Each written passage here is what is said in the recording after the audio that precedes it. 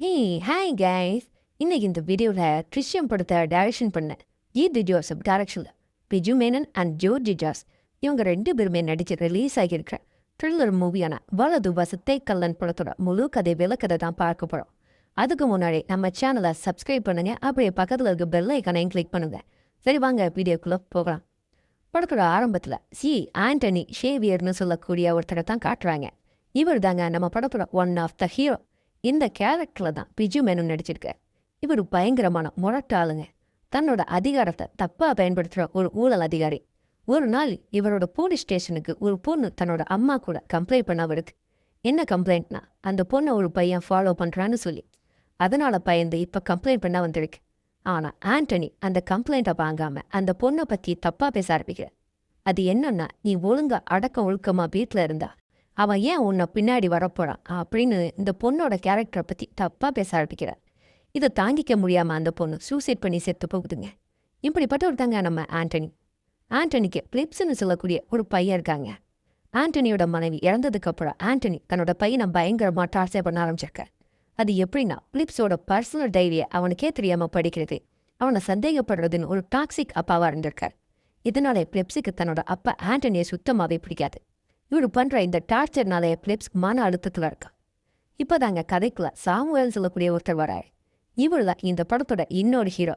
இந்த கேரக்டரில் தான் ஜோர்ஜி ஜார்ஜ் நடிச்சிருக்காரு. இவர் ஒரு ஹைடெக் ஹேக்கருங்க அண்ட் சாஃப்ட்வேர் இன்ஜினியர் கூட. இவருக்கு மனைவி மகள்னு ஒரு குடும்பம் இருக்குங்க. மகளோட பேர் தான் ஐரின். ஒரு நாள் சாமுவேலோட பொண்ணு ஐரின் காணாமல் போயிடுறா. அதனால மனுஷன் பதறிக்கிட்டு போலீஸ் ஸ்டேஷனில் கம்ப்ளைண்ட் கொடுக்க வராரு. ஆனால் அங்கே டியூட்டியில் இருந்த ஆண்டனி கம்ப்ளைண்ட் வாங்காமல் உன் பொண்ணு எவன் கூட அது ஓடி போயிருப்பான்னு அசிங்கப்படுத்தி அவமானப்படுத்தி அங்கிருந்து அனுப்புறாருங்க. ஆனால் ஆண்டனிக்கு தெரியாது தான் அவமானப்படுத்தி அனுப்புனது யாருன்னு. சாமுவேல் தன்னோட பொண்ணு ஐரினை தேடுறார். அப்போதான் ஐரின் காணாமல் போனதுக்கும் ஆண்டனிக்கு ஏதோ சம்மந்தம் இருக்குன்னு சாமுவேல் கண்டுபிடிக்கிறார். அது என்னென்னு தெரிஞ்சுக்க மிகப்பெரிய பிளான் ஒன்று போடுறாருங்க. அது என்ன தெரியுமா? ஆண்டனியோட பையன் பிலிப்ஸை கடத்துறது. அதே மாதிரி கடத்தவும் செய்கிறார்.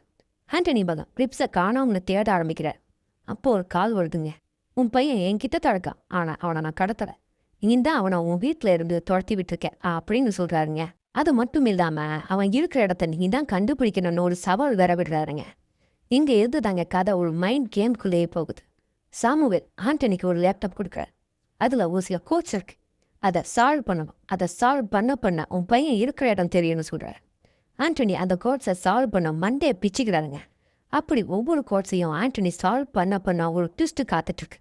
அது என்னன்னா, முதல் கோட்ஸை சால்வ் பண்ணனா அதில் ஆண்டனி இது வரைக்கும் வாங்கின லஞ்சம் அதோட வீடியோ இருக்குங்க.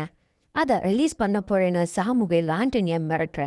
2வது கோட்ஸ் சால்வ் பண்ணுனா அதில் ஆண்டனி ஃபர்ஸ்ட்டு சீனில் அவமானப்படுத்தி அனுப்பி வச்ச அந்த பொண்ணு தற்கொலை பண்ணால அதுக்கு ஆண்டனி தான் காரணம்னு எவிடன்ஸ் இருக்குங்க. 3வது கோட்ஸை சால்வ் பண்ண சொல்ல தான் மெயின் ட்விஸ்ட் ரிவீல் ஆகுது. அது என்னன்னா, சாமுவேல் பொண்ணு காணாமல் போனால் அன்னைக்கு என்ன நடந்துச்சுங்கிற அந்த ட்விஸ்ட்டுங்க. அப்போ அன்னைக்கு என்ன நடந்திருக்குன்னு, ஐரினுக்கு ஆபத்து நடக்கிற நேரத்தில் அந்த இடத்துல ஆண்டனி இருந்திருப்பார். ஆனால் அவர் அதை கவனிக்காமல் லஞ்சம் வாங்குறதுல தான் கவனமாக இருந்திருப்பார். அதனால தான் அந்த பொண்ணுக்கு ஆபத்து நடந்திருக்கும். டிசிக்கோட சால்வ் பண்ணா ஆண்டனியோட பையன் எங்கே இருக்கான்னு கண்டுபிடிக்கிறாருங்க. அது எங்கன்னா, ஒரு பாலடைஞ்ச சர்ச்சில் தான் பிடிச்சிருக்கான். அங்கே போய் தன்னோட பையனை காப்பாற்றணும். கரெக்டாக அங்கே சாமுவேல் கையில் துப்பாக்கியோட வந்திருக்கிறார். ஆனால் சாமுவேல் ஆண்டனியை கொல்ல வரலங்க. இயேசுவை சிலுவையில் அரைஞ்சப்போ 2 பக்கமும் 2 திருடர்கள் இருந்தாங்க. அதில் வலது பக்கம் இருந்தவன் தப்பை ஒத்துக்கிட்டு மன்னிப்பு கேட்டான். அவனை இயேசு மன்னிச்சார். இப்போ நீயும் உன் தப்பை ஒத்துக்கோ ஆண்டனி அப்படின்னு சாமுவேல் சொல்கிறார். ஆண்டனி தன்னோட தப்பை எல்லாம் ஒத்துக்கிறாருங்க. என்னோட மகனை விட்டுடுன்னு சாமுவேல் கிட்ட கெஞ்சிறாரு. சாமுவேல் ஒரு நிமிஷம் அமைதியாக இருந்துக்கு, இனிமே என்னோட மகன் ஐரினை என்னால் பார்க்க முடியாது, ஏன்னா அவ செத்துட்டா. ஆனால் நீ உன் மகனை நல்லபடியாக பார்த்துக்கோன்னு சொல்லி ஆண்டனியை மன்னிச்சுட்டு அங்கிருந்து கிளம்புறாரு சாமுவேல். கடைசியில் ஆண்டனி தான் பண்ண தப்புக்கெல்லாம் பரிகாரமாக தன்னோட பதவியை ராஜினாமா செஞ்சுட்டு ஒரு கெட்ட அதிகாரியிலிருந்து ஒரு நல்ல அப்பாவா மாறுறதோட இந்த படத்தை இங்கே முடிக்கிறாங்க. எப்படி இருந்துச்சு என்னோடைய விளக்கம்? பிடிச்சா லைக் பண்ணுங்க, அப்போ நம்ம சேனலை சப்ஸ்கிரைப் பண்ணுங்க. அடுத்து ஒரு சூப்பரான வீடியோ உங்களை சந்திக்கிறேன். டாட்டா, பாய் பாய்.